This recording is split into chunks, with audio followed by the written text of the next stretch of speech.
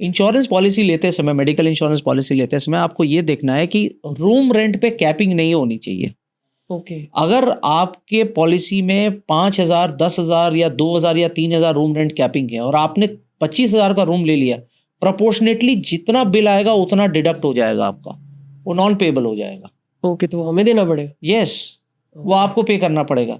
फिर आप कहेंगे इंश्योरेंस कंपनी की गलती है, then you will start pointing fingers at your financial advisor.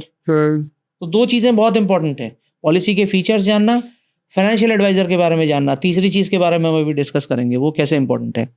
तो सैफ ने जो पॉलिसी ले रखी थी उसमें ना तो रूम रेंट कैपिंग है, नीवा बुपा की जो पॉलिसीज हैं लाइक टाइटेनियम 2.0 अश्योर करके रीअश्योर करके प्लान है, उसमें there is no room rent capping and no category wise capping. But वैसे वो सैफ है, वो क्या ही करेगा कैप लेकर के, उसको तो नो कैपिंग ही चाहिए। एडवाइजर का पार्ट बहुत इंपॉर्टेंट होता है। ओके। एडवाइजर का पार्ट बहुत इंपॉर्टेंट होता है। मैं जानता हूं मेरे क्लाइंट के साथ ऐसा हो चुका है कि किसी एक फाइनेंशियल इंस्टीट्यूशन के थ्रू उन्होंने किसी बहुत नामी कंपनी का इंश्योरेंस प्लान लिया, मेडिकल इंश्योरेंस, 15 साल प्रीमियम पे किया उन्होंने, और 16वें साल वो गुड़गांव के किसी बहुत बड़े हॉस्पिटल में एडमिट हुए ड्यू टू मेजर एलिमेंट, और उनका क्लेम जो है वो पास नहीं हुआ।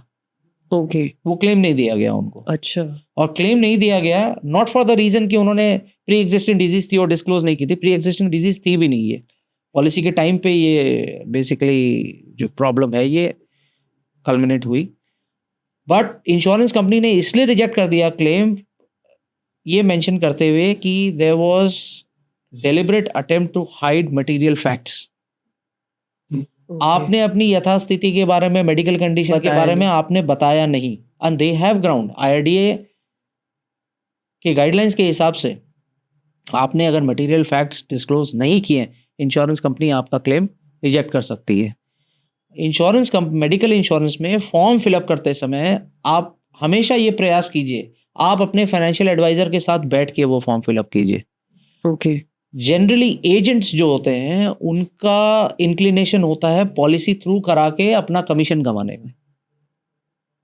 करेक्ट। वो क्या करते हैं, पॉलिसी थ्रू कराने के लिए हर किसी चीज में pre existing disease no, this no, that no, no sir, no ma'am. आपको अगर पॉलिसी लेनी है आप टर्म्स एंड कंडीशन पढ़िए, नंबर 1, प्लस जब आप फॉर्म फिलअप कर रहे हैं अपने मेडिकल बैकग्राउंड का सही हवाला दीजिए, उसके अंदर सारी चीजें डिस्क्लोज कीजिए। आप अपने आप को 90% तक सेफगार्ड कर लेंगे बाद में अगर आपको किसी तरह की प्रॉब्लम आती है। इंश्योरेंस कंपनी जब मेडिकल इंश्योरेंस ले रहे होते तो वो प्रूफ नहीं मांगती कि तुम एकदम फिट हो, उसका मुझे मेडिकल रिपोर्ट दिखाओ? देखिए वो एज बार है, एक सर्टन एज के नीचे वो आपका डिस्क्लोजर लेते हैं, प्लस एक सर्टन लिमिट होती है इंश्योरेंस की। अगर बियॉन्ड अ सर्टन लिमिट आप इंश्योरेंस लेते हैं तो शायद उनको कहीं ऐसा लग सकता है कि वो आपसे मेडिकल टेस्ट करा लें आपका। बट जनरली क्या होता है, इफ़ यू आर स्मोकिंग और if you have habit to drink, आपको वो डिस्क्लोज करना पड़ता है इंश्योरेंस कंपनी को, और उसके बेसिस पे इंश्योरेंस कंपनी आपका प्रीमियम थोड़ा सा बढ़ा सकती है, जिसको लोडिंग कहते हैं, वो लगा सकती है, या फिर आपको मेडिकल टेस्ट अंडरगो करने के लिए कंपेल कर सकती है कि भाई please undergo this medical test. Term insurance policy में बियॉन्ड अ सर्टेन लिमिट आपको करवाना ही पड़ता है मेडिकल, अपना मेडिकल चेकअप लिमिट के बाद। सो जनरली अगर आप 50 लाख रुपए से ऊपर अगर कवर लेते हैं तो वो डिमांड करते हैं कि आप मेडिकल चेकअप कराएं अपना। बट 50 तो कम है वैसे देखा जाए तो। बिल्कुल कम है, तो आप ये समझ लीजिए कि आप एंट्री लेवल पे आपको वो चेकअप करवाना ही पड़ेगा। अगर आपकी एज 30 साल से नीचे भी है तो भी आपको मेडिकल चेकअप करवाना पड़ सकता है। ओके। और टर्म प्लान की बात करते हैं। टर्म प्लान में सिमिलर टू मेडिकल इंश्योरेंस, आप अपने जितने फैक्ट्स हैं उनको डिस्क्लोज कीजिए। आप अगर फील्ड पे काम कर रहे हैं, आप किसी ऐसी जगह काम कर रहे हैं जहाँ हैवी मशीनरी यूज़ हो रही है या कोई वल्नरेबिलिटी है, वो इंश्योरेंस कंपनी को पहले डिस्क्लोज कीजिए।